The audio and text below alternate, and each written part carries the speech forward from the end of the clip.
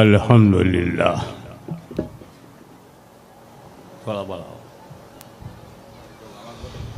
अल्हम्दुलिल्लाह नहमदुहु व नस्तईनुहु व नस्तगफिरुहु व नुमिनु बिही व नतवक्कलु अलैहि व नऊज़ु बिल्लाहि मिन शुरूरि अनफुसिना व मिन सय्यिआति अमालिना मन यहदिहिल्लाहु फला मुदिल्ल लहु व मन युद्लिलहु फला हादिय लहु व नशहदु अन ला इलाहा इल्लल्लाहु वहदहु ला शरीक लहु व नशहदु अन्न सय्यिदना व मौलाना व हबीबना व शफीअना व तबीब कुलूबिना व शिफा सुदूरना व गौसना व मुईनना व कुतबना व फरीदना व निज़ामना व सिराजना व उलाना व अशरफना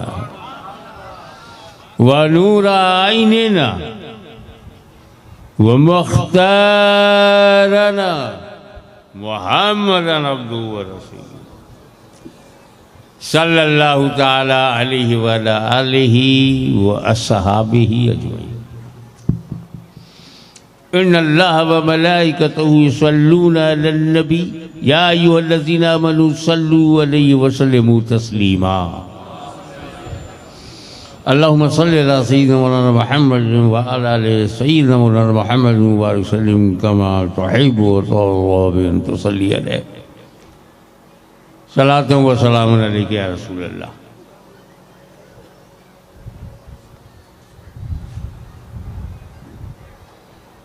दुनिया में दो किस्म के लोग हैं, एक अल्लाह को मानते हैं और दूसरा वो जो नहीं मानता। आस्तिक है और कोई नास्तिक है।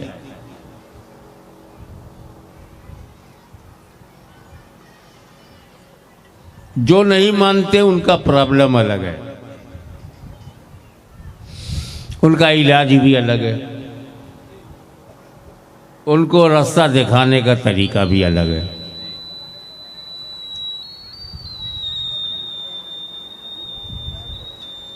और ऐसा इसलिए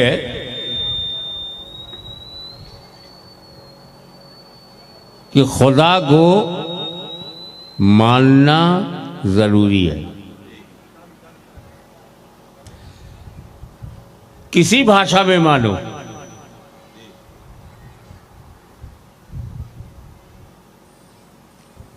चाहे तुम उसको उर्दू में खुदा कहो, अंग्रेजी में गॉड ऑलमाइटी कहो, हिंदी में ईश्वर कहो, ईश्वर अल्लाह तोरो नाम, अरबी में अल्लाह कहो,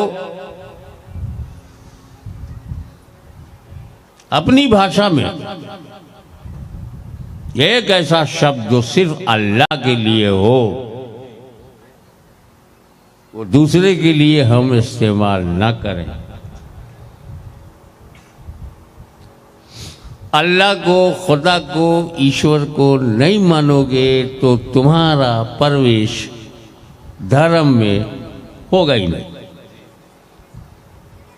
ऐसा होगा ही नहीं कि धर्म मिल जाए और खुदा छोड़ के, तो खुदा को मानना जरूरी, और मानने के लिए जानना जरूरी। जानेगा नहीं तो मानेगा क्या? और जानने के जो हमारे पास रास्ते हैं सिर्फ 5 हैं। इन्हीं 5 ज्ञानेंद्रियों से हम जानते हैं। हमें इल्म होता है, ज्ञान होता है। हमने हाथ से इसे टच किया, पता चल गया कड़क है या ठंडा है, गर्म है, ये हमें इल्म हो गया। छूने से, आंखों से हमें ज्ञान मिलता है।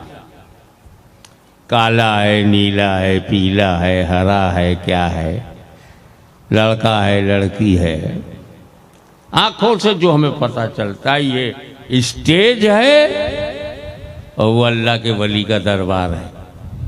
आंखों से पता चलता है।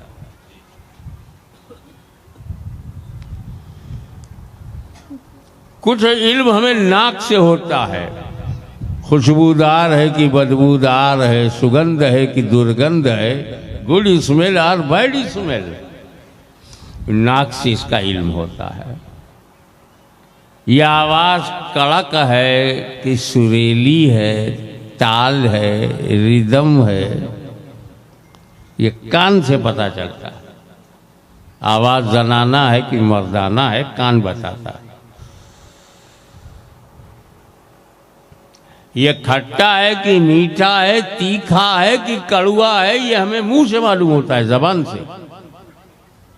बस यही 5 साधन हैं, यही 5 वास्तों से हमें इल्म होता है, हम जानते हैं। आंख से, नाक से, कान से, मुंह से, हाथ से, तो हम जान जाते हैं।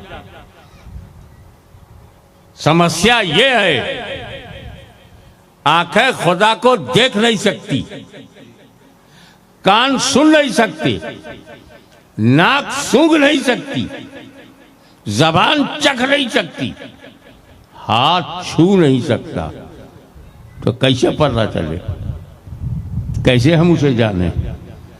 जानने के जितने जरिए हैं, साधन हैं, वसीले हैं, माध्यम हैं, उसमें वो आता ही नहीं। और तो फिर हम उसे जाने कैसे, और आता क्यों नहीं? क्योंकि वो हिडन है, गायब है, पर्दा है, गायबुल गायब, सबसे बड़ा गायब। तो जब खुदा गायब और गायब तक पहुंचने की सलाहियत हमें नहीं, तो जरूरत है कि अल्लाह हमें ऐसा नबी दे दे जो गायब की बात बताए। अगर नबी गायब जानता नहीं तो आया काय को? क्या बताने आया? अमेरिका कहाँ है ये बताने? फिर तो बगैर नबी के हम मालूम कर लेंगे। जमीन के नीचे पानी है कि कोयला है कि सोना है ये बताने, ये तो हम टेक्नोलॉजी से मालूम कर लेंगे। अगर दरिया में हमें लॉन्च करना है तो हमारे पास टेक्नोलॉजी है। जिद्दा जाना है तो ये दिशा होगी, दारुसलाम जाना है तो दूसरी दिशा होगी। क्या बताने नबी आया? नबी बताने आया है जहां तेरी आंख देख न सके वो बताने, कान सुन न सके वो बताने, जबान चख न सके वो बताने, और तू हाथ से छू न सके वो बताने आया। नबी ये बताने आया है कि अल्लाह ने सिर्फ जमीन नहीं बनाई है, जन्नत भी बनाई, जहन्नम भी बनाया, फरिश्ते भी बनाए हैं, किताबें भी नाजिल की हैं, रसूल भी आए हैं। ये गैब की बात बताने आया। मियां कब्र के अंदर मुर्दा लिटा दो, लेटाते हो ना कब्र में, हम टेक्नोलॉजी से मालूम कर लेंगे कफन है कि नहीं, बदन बचा है कि नहीं, और 100 साल के बाद भी हम पता लगा लेंगे हड्डी है कि नहीं। मिक्स इनटू सोइल, मट्टी में जाके मट्टी बन गया, ऐसा है क्या? बॉडी के बारे में मालूम कर सकते हो, कब्र के अंदर रखी गई बॉडी किस हालत में है, मगर उस पर अजाब हो रहा है या उस पर जन्नत की बहारें कुर्बान हो रही हैं, ये नहीं देख सकते। क्योंकि बदन देखना जाहिर है, अजाब देखना गायब है। आओ मैं आपको याद दिलाऊं। हुजूर सल्लल्लाहु अलैहि वसल्लम एक कब्रिस्तान से गुजर रहे थे, साहबे करम साथ में। एक जगह जाकर हुजूर सल्लल्लाहु अलैहि वसल्लम रुक गए और इधर उधर देखा तो बबूल का हरा भरा पेड़ दिखाई पड़ा, हरा भरा।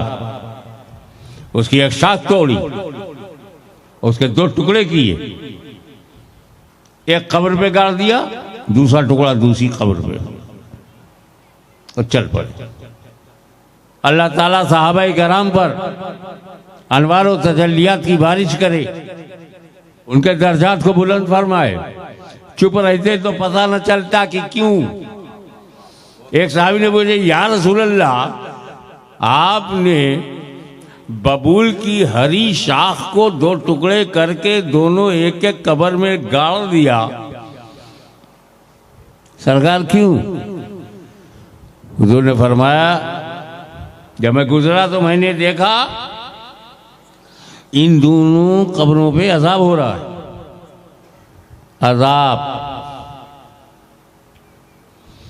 तो मैंने क्या किया, हरी शाख कब्रों पे गाड़ दिया, क्योंकि जब तक ये हरी रहेंगी, हरियाली रहेगी, अल्लाह का जिक्र और तस्बीह करेगी, और अल्लाह के जिक्र और तस्बीह से अजाब में तखफीफ हो जाएगी, कमी हो जाएगी, नजात भी मिल जाएगी।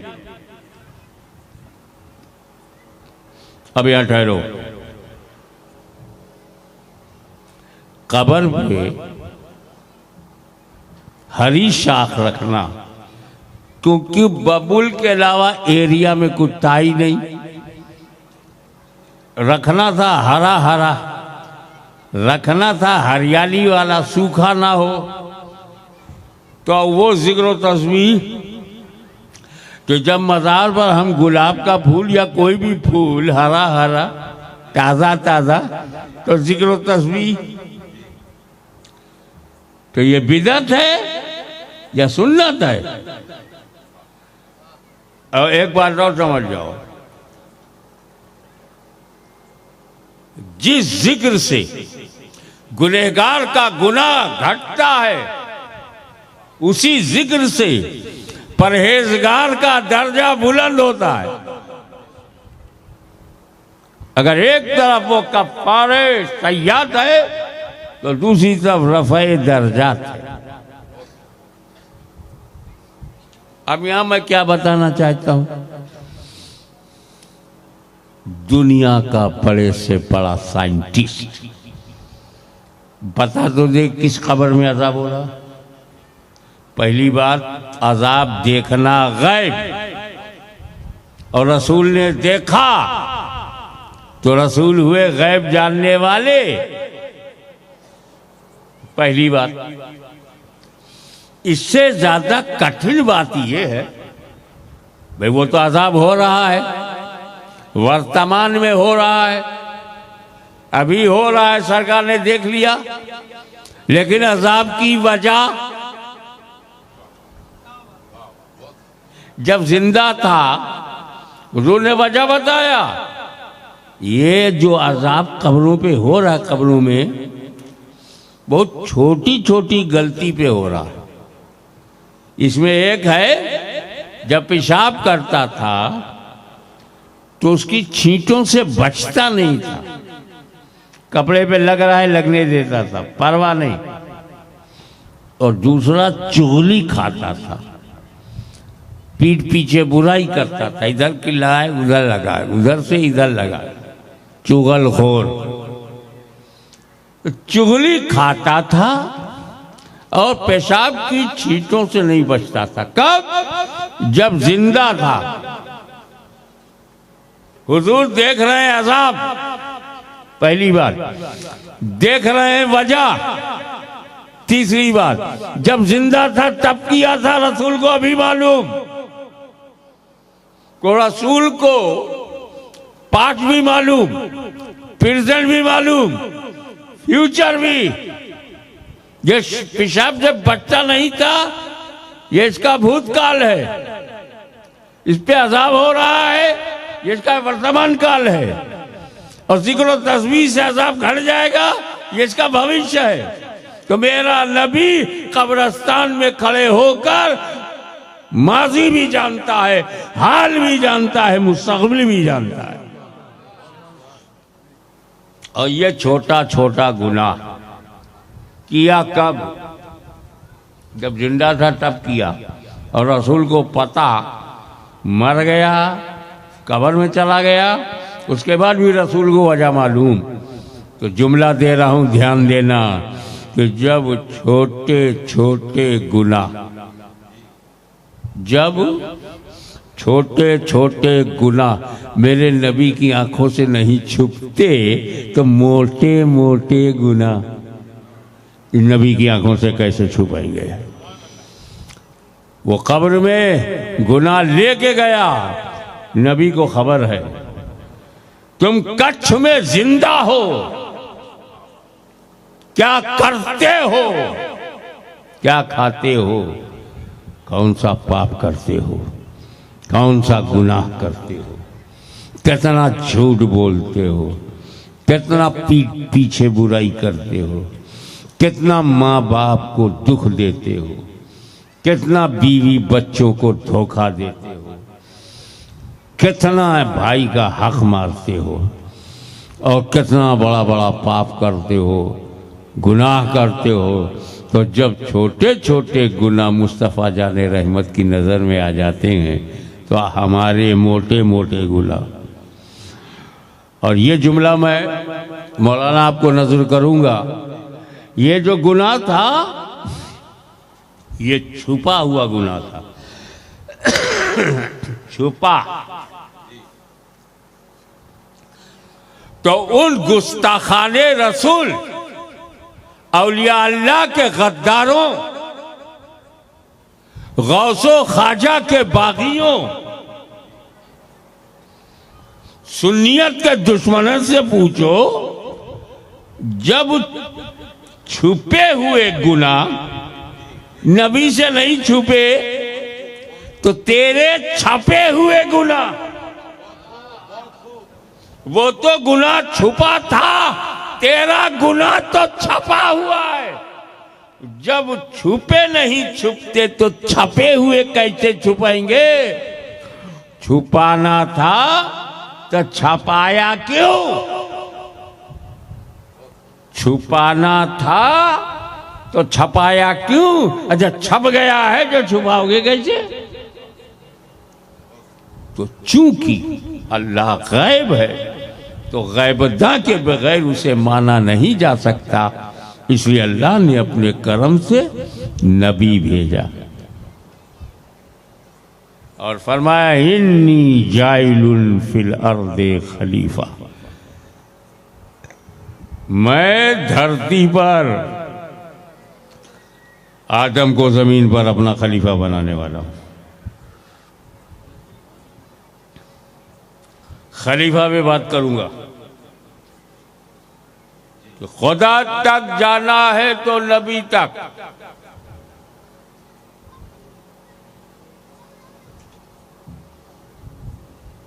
फिर हुक्म हुआ वाला कि रसूलुल्लाह व खातिमुन नबिय्यीन, लेकिन अल्लाह के रसूल और आखिरी नबी,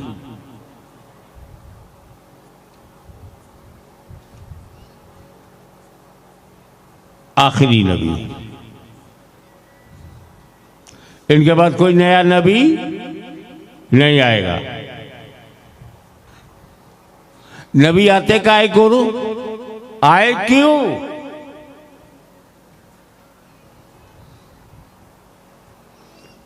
पथ प्रदर्शन के लिए आते थे, रास्ता बताने के लिए आते थे, खुदा तक ले जाने के लिए आते थे।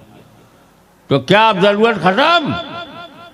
नहीं, जरूरत है, खुदा तक ले जाने की जरूरत है, हिदायत की जरूरत है, रास्ता बताने की जरूरत है। तब नबी नहीं आएगा, अब वली आएगा। अब जो काम नबी करता था वही काम वली करेगा। अगर अल्लाह का नायब नबी है तो नबी का नायब वली है। अब समझा आपने? खुदा मिलेगा नहीं नबी के बिना,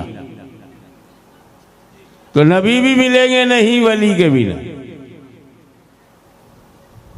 तो अब अगर कोई नबी से पंगा ले तो खुदा तक नहीं जाएगा, वली से पंगा ले तो नबी तक नहीं जाएगा। अब देखो, जब अल्लाह तक ले जाने का काम नबी करते थे, तवज्जो, अल्लाह तक ले जाने का काम नबी करते थे, तो अबू जहल एंड कंपनी क्या करती थी? नबी के पास मत जाओ, उनकी बात मत सुनो, कान में कॉटन डाल लो, रुई, आवाज न जाने पाए। फिर उनको देखो, मूसा के पास जाना मत, नमरूद ने ताकत लगा दिया इब्राहिम के पास जाना मत, इब्लीस ने पूरी ताकत लगा दिया नबी के पास जाना मत, क्योंकि इब्लीस को पता है, शैतान को पता है, जो नबी मिल गया तो खुदा मिल गया। बंदे को नबी तक जाने मत दो। किससे रोकते थे? नबी के पास जाने से रोकते थे। ध्यान से सुनो, नबी के पास जाने से रोकते थे। अब जब नबी की जगह वली आ गया तो शैतान ने पूरी ताकत लगा दी, वली के पास जाने मत दो। क्या बिगाड़ा है वली ने तुम्हारा? अजमेर आया, 90 लाख को कलमा पढ़ा के चले गए, क्या बिगाड़ा है तुम्हारा? क्यों रोकते हो? क्या ये फितरत है, नेचर है, स्वभाव है कि जो खुदा तक ले जाएगा वो हम जाने से रोकेंगे। तो नबी ले जाता था तो नबी के यहाँ जाने नहीं दिया, अब वली ले जाता है तो वली के यहाँ नहीं जाने दे रहे हैं। मैं आपको बताऊं,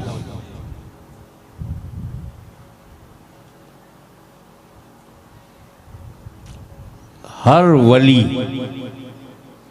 किसी ना किसी नबी का परदौ है, किसी ना किसी नबी के कदम पर उसका रूहानी सफर है। हर वली, एवरी वलीउल्लाह is a shadow of any particular prophet. किसी ना किसी खास नबी का वो परतौ है, मीन्स जो उस नबी का नेचर है वही इस वली का नेचर, जो उस नबी के मोजिजात हैं वही इस वली की करामात।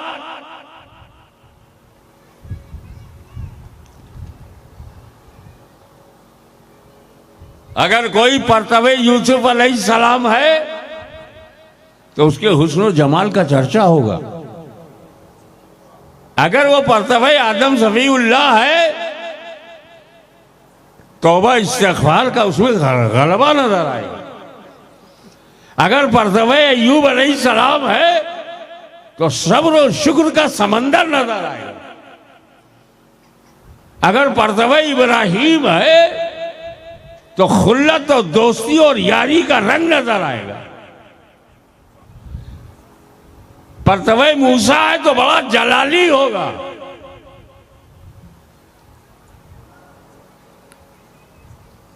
तो वली, वही करामतें वली से होंगी जो उस नबी से जिसका वो परतौ है, जिसके चरण चुंबन से उसने अपनी आध्यात्मिक यात्रा की है, जिसके कदमे नास पर उसने अपना सुलूक पूरा किया है। तो हर वली किसी न किसी नबी का परतौ है। एक मिसाल देता हूं, जहां तक मैं कन्फर्म हूं उन्हीं का नाम लूंगा। हज़रत नजमुद्दीन कुबरा रज़ियल्लाहु ताला अन्हु बड़े जलीलुल क़द्र, बहुत एक्स्ट्राऑर्डिनरी, बहुत महत्वपूर्ण, बहुत बुलंद नबी और वली थे। और वो परतवे मूसा कलीमुल्लाह थे। बगदाद में से परतवे मूसा कलीमुल्लाह अलैहिस्सलाम। तो उनका हाल ये था, किसी में हिम्मत नहीं थी नजमुद्दीन कुबरा से ऊंची आवाज में बात कर ले, और फैसला चटपट। रूल लेने के लिए, रूल निकालने के लिए इजाजत मांगने आए, न देखा और न देखा ताव, एक थप्पड़ मार दिया। जलाल, डंडा, आसा, दरिया फाड़ दिया। जलाल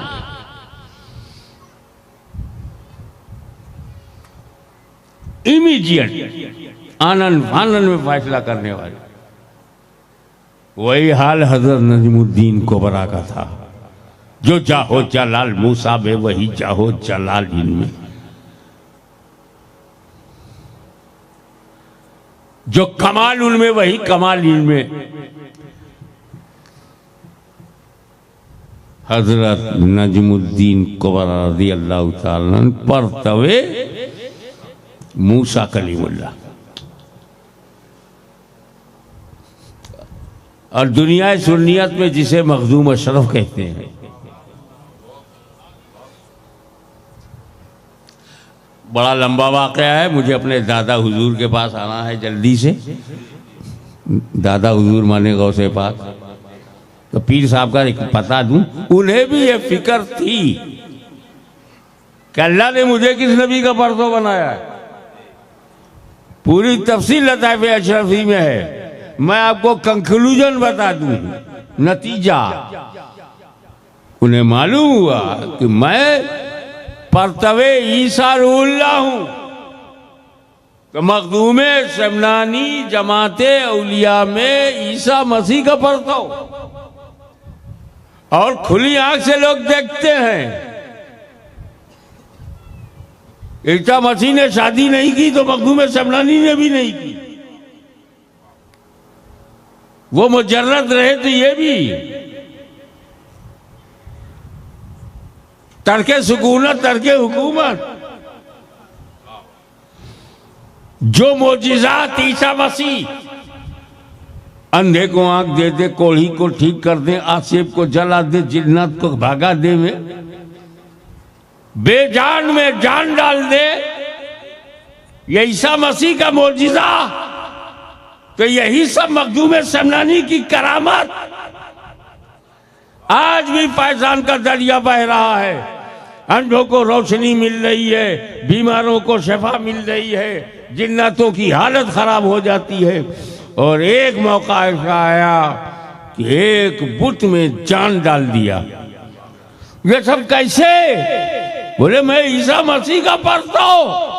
तो जो मोजिज़ात ईसा मसीह अलैहिस्सलाम से जाहिर हुए, वही करामत है मखदूम शमनानी से। तो इसीलिए वलियों का दामन मजबूती से पकड़ो।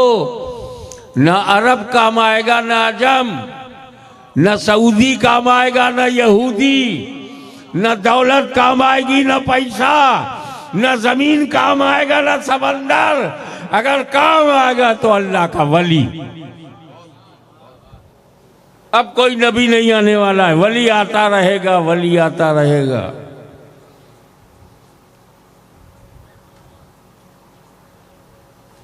और बहुत अच्छा हुआ, अल्लाह ताला ने नबी भेजना बंद करके, नया नबी भेजना बंद करके वली भेजा। ये बहुत अच्छा हुआ।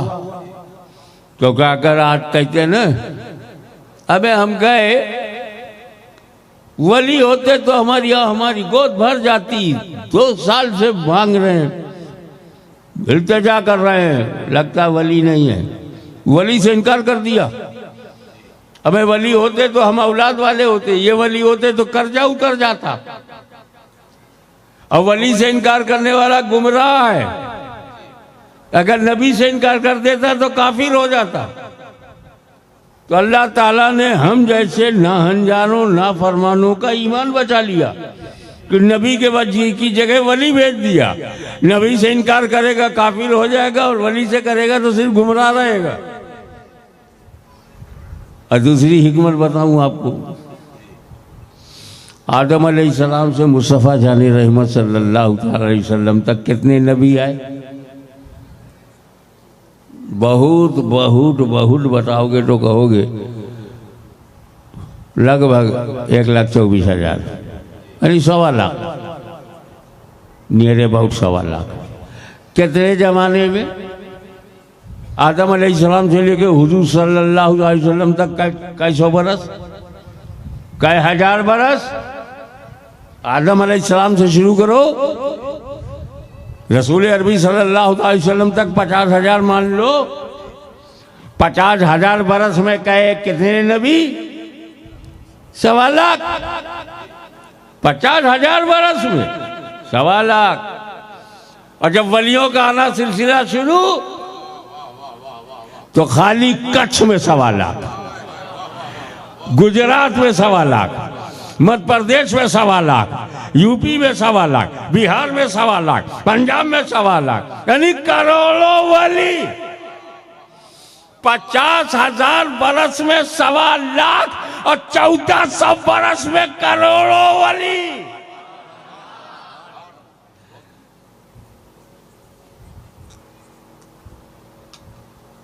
तो कोई वली परतवे आदम समीउल्लाह है, कोई वली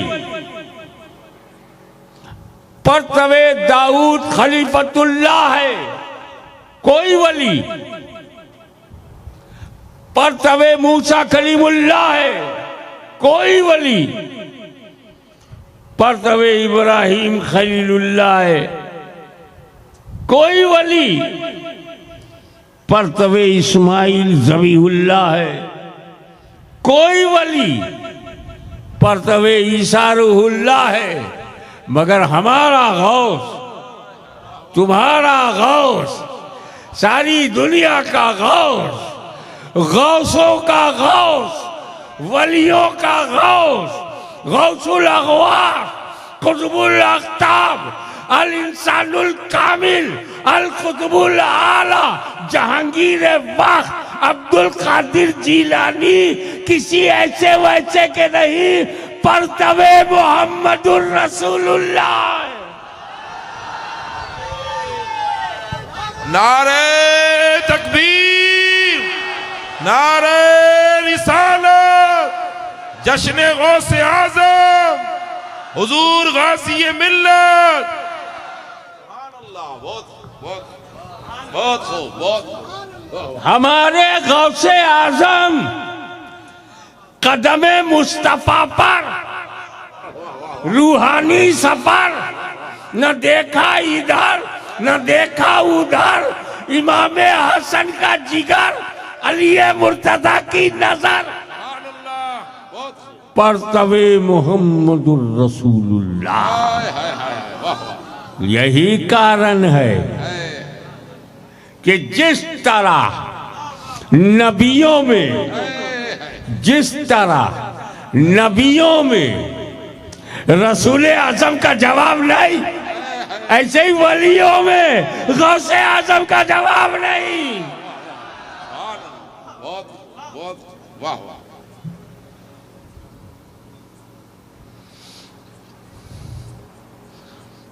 अरे इसी से अंदाजा लगाओ कि अब वो क्या नहीं है गौसे आजम में। वाह वाह वाह। मैंने बहुत ढूंढा कोई फजीलत ऐसी हो जो गौसे आजम में ना हो। जब मुझे पता चला ये रसूल पाक का परतव है तो मियाँ ओरिजिनल में जब कोई कमी नहीं तो फोटो कॉपी में कैसे कमी आएगी। मैं तुम्हारी भाषा में बोल गया।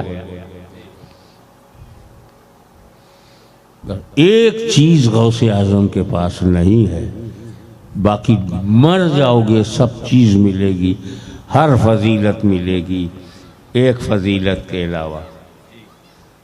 और यही कहना पड़ेगा हर फजीलत के वो जामे हैं नबूवत के सिवा।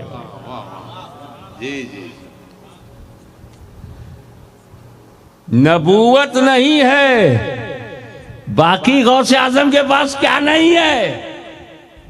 अभी साहब रसूल आजम उलूहियत नहीं है, बाकी रसूल आजम के पास क्या नहीं है?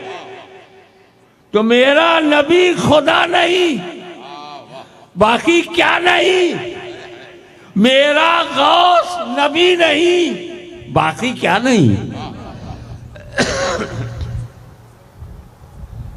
अरे यार, घर में तुम्हारे बच्चे पैदा होते हैं ना, चिल्लाने लगते हैं मदर मिल्क, मदर मिल्क, माँ का दूध चाहिए,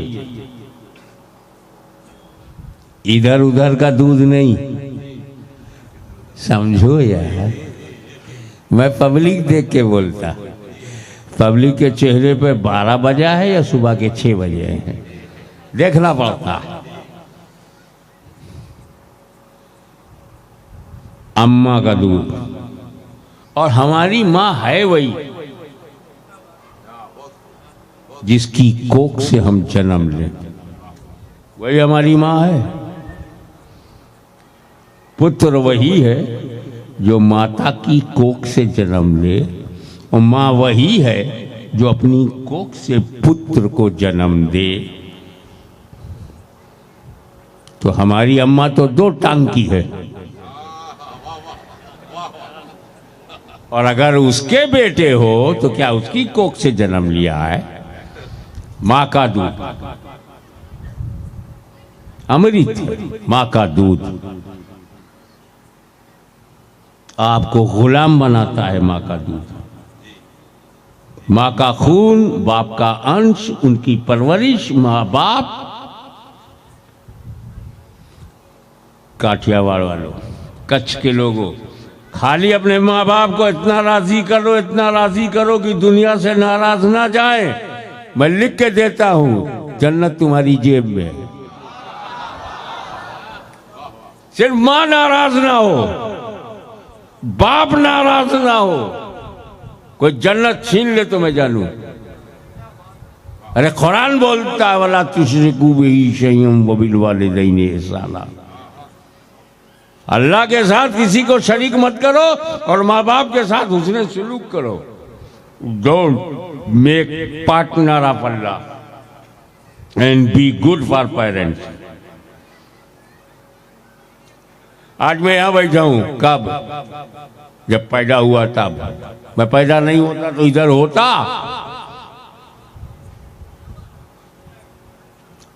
गौसे आजम का जिक्र कर रहे हो? अरे ये गौसे आजम, गौसे आजम, गौसे आजम हुए कैसे? अरे जब पैदा हुए तब। पैदा ही नहीं होते तो तुम जमींदार हो, कारोबार करते हो, लाखों का टर्नओवर है, मजदूरी करते हो, पैसे कमाते हो। कब? पैदा हुए तब। नेता इसलिए बने कि पैदा हुए, अल्लामा बने, मुहद्दिस बने, मुजद्दिद बने, पीरो मुर्शिद बने। पैदा हुए तब। मुफ्ती आजम कच्छ आपके मुकद्दर में आए, पैदा हुए तब। न पैदा होते तो, गरीब नवाज न पैदा होते तो, ये इंजीनियर, ये डॉक्टर बनना पैदा हुए तब। किसी औरत का शौहर बना तू, अरे पैदा हुआ तब। बच्चों का बाप बना, पहले तू पैदा हुआ तब। तू पैदा कैसे हुआ? माँ बाप, समझ रहे हैं आप? अल्लाह ने रूह डाला, अल्लाह का हुक्म, बाप का अंश, माँ का दूध, माँ का खून, पैदा हुआ। तो जो खुदा का नहीं, बाप का नहीं, माँ का नहीं, वो किसी का नहीं। गौसे आजम भी पैदा हुए।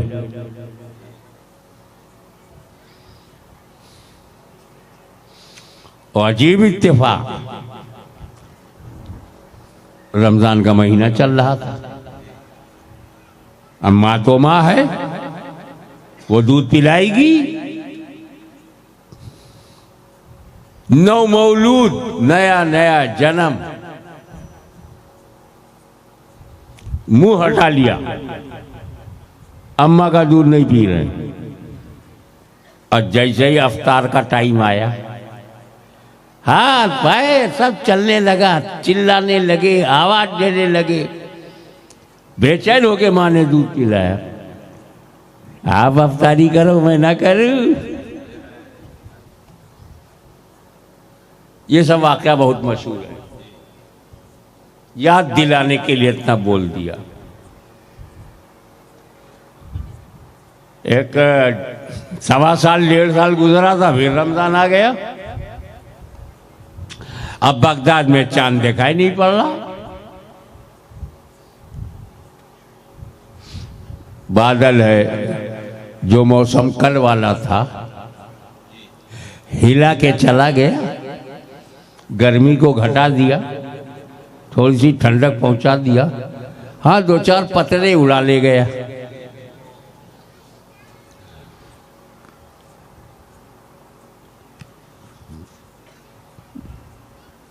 अब चांद नहीं दिख रहा है, मगरिब का से ऐशा का वक्त हो गया। तो लोगों ने कहा चलो देखें। अबू साले जंगी दोस्त के घर में एक बच्चा है, पिछले साल उसने रोजा रखा था, देखें वो खाता पीता है कि नहीं। गए तो वालिदा मोहतरमा सैयदा उम्मुल खैर रज़ी अल्लाह ताला अन्हा ने बताया कि हाँ, बड़ी कोशिश की मैंने, ये पीता नहीं है। मन में तो आ गया कि रमजान शुरू, लेकिन शरीयत मुताहरा को सबूत चाहिए। करामत अजमत के लिए है, कानून के लिए नहीं। अजमत है मुसल्लम, बट कानून तो इस्लामिक लॉ, वो लॉ है, वो कानून है। कानून अपना काम करेगा। इस्लाम इस्लाम है, इंडिया नहीं है कि यहाँ कानून अपना काम ना करे। इस्लाम में कानून अपना काम करता है। जो समझ गए अल्लाह समझदार बनाए रखे। इतने में गवाही आ गई, हाँ बड़ा जगह लोगों ने चांद देखा है, और काजी ने ऐलान कर दिया आज रोजा रखो, तरावी शुरू। ये याद दिलाने का मतलब ये है कि जो बच्चा पैदा होता है उस पर रोजा फर्ज ही नहीं है, सुन्नत भी नहीं है, मुस्तहब भी नहीं है।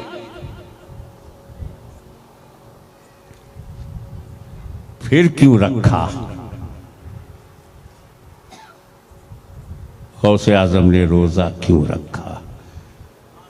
माँ का दूध दिन भर नहीं पिया और मगरिब के वक्त ही पिया, रात में सहरी के वक्त ही तक पिया, फिर दिन में नहीं पिया। क्यों? हमारे बच्चे पैदा होते हैं तो माँ का दूध छोड़ते ही नहीं है। अब तो माँ ही ऐसी नहीं है कि 2 साल पिला सके, 2 महीना भी मुश्किल हो रहा है, लेकिन वो उसका जन्म सिद्ध अधिकार है कि बच्चे को माँ का दूध मिले। हमारे बच्चे पैदा होते हैं वो तो माँ का दूध नहीं छोड़ते।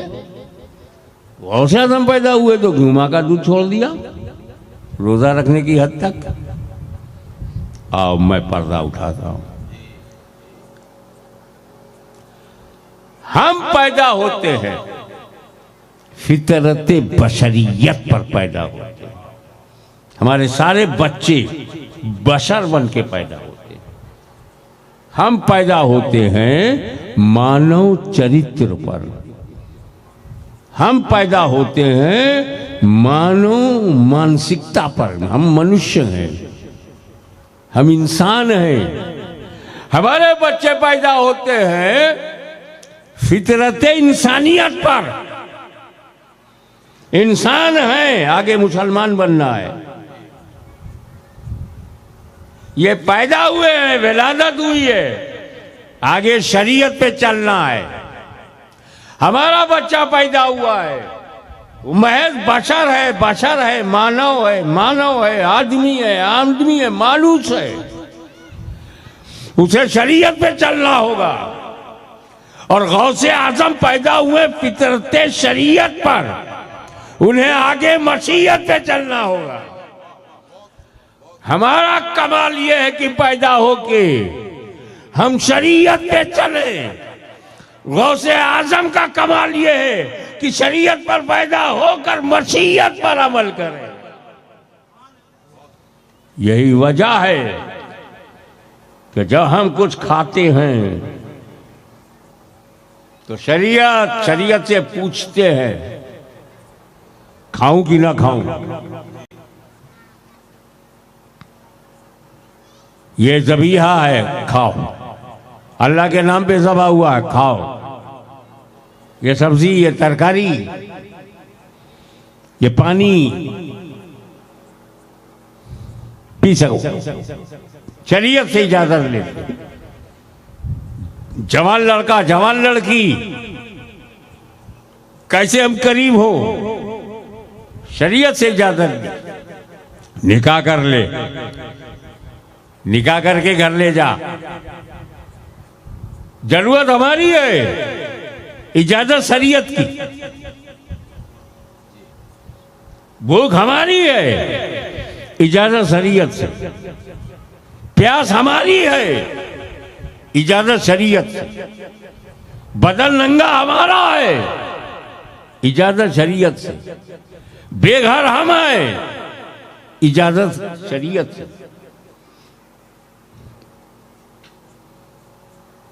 तो हम शरीयत जब इजाजत देती है तब खाते हैं, शरीयत इजाजत देती है तब पीते हैं, शरीयत जैसा इजाजत देती है कपड़ा पहनते हैं, शरीयत जैसे इजाजत देती है मर्द औरत करीब होते हैं। शरीयत पे चलना हमारा काम है। मगर मेरा गौसे आजम शरीयत पर चलते चलते एक ऐसे मुकाम पर पहुंचा कि मस्जिद में खड़ा होकर ऐलान कर रहा है कि मैं उस वक्त तक पानी नहीं पीता जब तक खुदा न कहे अब्दुल कादिर पानी पी लो।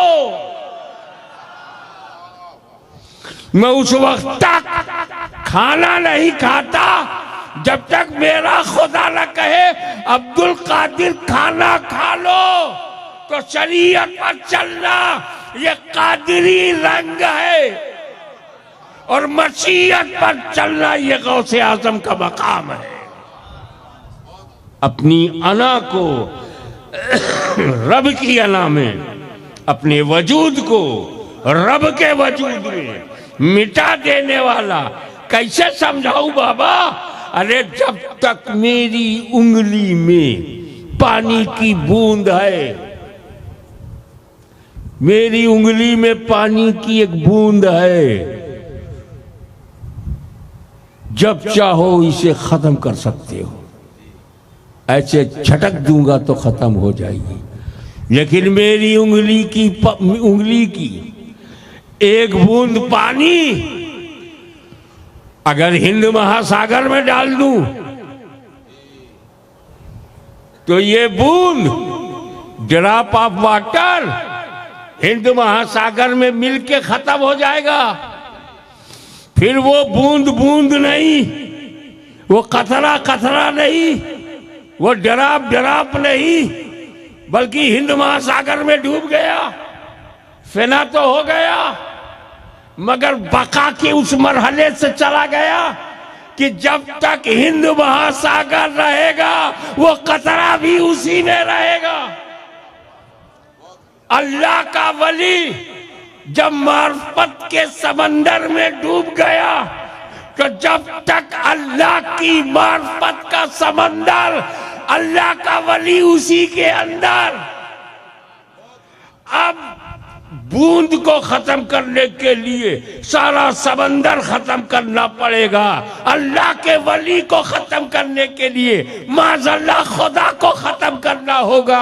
और कितने फिरौन आए, मर गए, कोई खुदा को मिटा ना सका तो अल्लाह के वलियों को भी कोई बदअकीदा मिटा नहीं सकता। और यही वजह है कि महीना हो या ना हो, रबीउल सानी हो या ना हो, रमजान हो या ना हो, हम जब चाहते हैं गौसे आजम का जश्न मनाते हैं। मैं इस बात पर आपको मुबारकबाद पेश करता हूँ और हजरत साहब से गुजारिश करता हूँ, खांसी तो रोक दिया है, अब खांसी ख़त्म भी करवा दीजिए। वाखिर दावाना अनिल हम्दुलिल्लाहि रब्बिल आलमीन।